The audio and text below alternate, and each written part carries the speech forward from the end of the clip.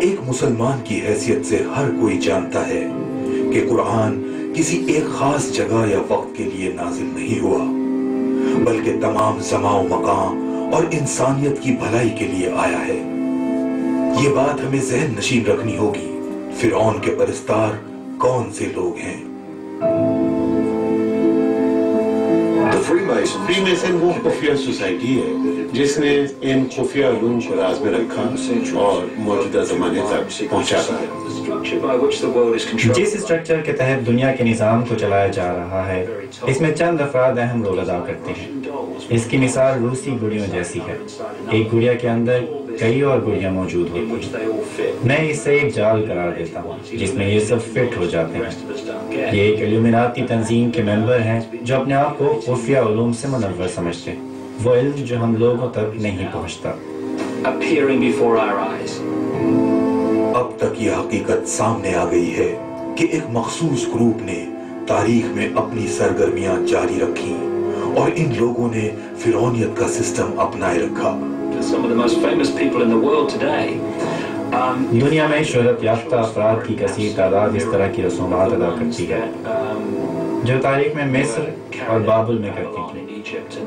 یہ سلسلہ لگاتار چلا آ رہا ہے، اس کا تسلسل کہیں نہیں ٹوٹا۔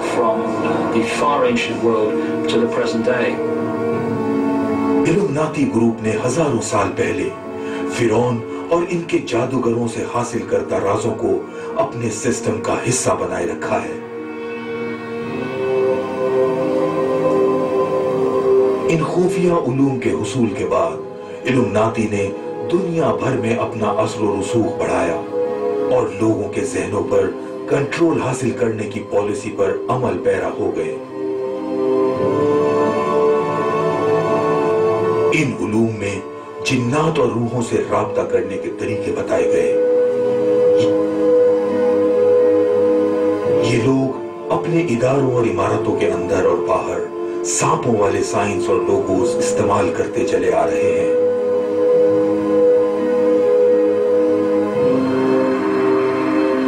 ان کے اسکولوں میں جنات سے رابطے کی تعلیم دی جاتی ہے۔ یہ جن انہیں اپنی اپنی فیلڈ میں کامیابی دلانے میں اہم کردار ادا کرتے ہیں۔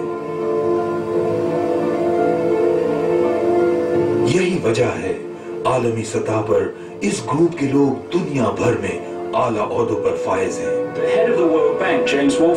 ورلڈ بینک کا سربراہ جیمز ولفنسن بھی اس نیٹ ورک کا ممبر ہے۔ جرمنی کا چانسلر، امریکی صدور کا تو ایک سلسلہ ہے، اسی طرح نیٹو کے سیکرٹری جنرلز بھی ہیں۔ بہت سے لوگ ان مشہور شخصیات کے ناموں سے واقف ہیں جو ان خفیہ تنظیموں سے وابستہ ہیں، جیسے کہ ہنری کسنجر، ڈیوڈ راکفیلر وغیرہ وغیرہ۔ لیکن ان کے علاوہ ہزاروں طاقتور ترین افراد بھی ان خفیہ تنظیموں سے منسلک ہیں۔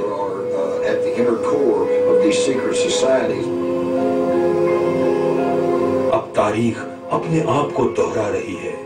اب پھر سے الومناتی نے قدیم مخروطی سٹرکچر پر عمل درآمد شروع کر دیا ہے اور اپنی من پسند ایلیٹ کو اعلیٰ مقامات پر فائز کر رہے ہیں۔ یہ گروپ دنیا بھر میں مذہبی، اقتصادی، زراعت، میڈیکل اور جوڈیشل شعبوں پر چھا گئی ہے۔ جب تک آپ اس سسٹم کا حصہ نہیں بنتے، آپ کے لیے کسی بھی پروڈکٹ یا سروس کا حصول بہت مشکل اور مہنگا بنا دیا جاتا ہے۔ یہ مخروطی سٹرکچر نہ صرف میڈیسنز کو کنٹرول کرتا ہے بلکہ دولت کی تقسیم پر بھی قدرت رکھتا ہے، جس کی وجہ سے قرضوں کے بوجھ تلے دبی ہوئی، سوئی ہوئی عوام بل بلا رہی ہے۔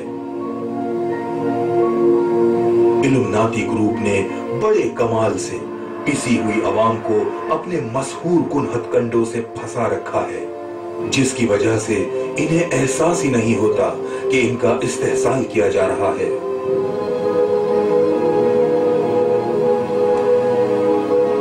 اس گروپ نے کالے علم کی بدولت حاصل ہونے والی قوت کا استعمال کرتے ہوئے فلم، ٹیلی ویژن اور موسیقی پر اپنا کنٹرول حاصل کیا ہے۔ یہ گروپ اس قوت کی بدولت لوگوں کے ذہنوں کو کنٹرول کرتا ہے۔ یہ ٹیکنیک غیر محسوس طریقے سے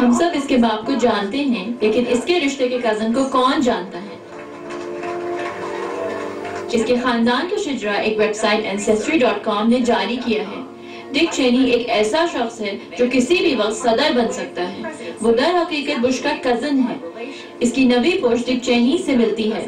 ڈک چینی کا دور کا کزن براک اوباما بھی جارج بش کی 11ویں پشت سے ہے اور دور کا کزن ہے۔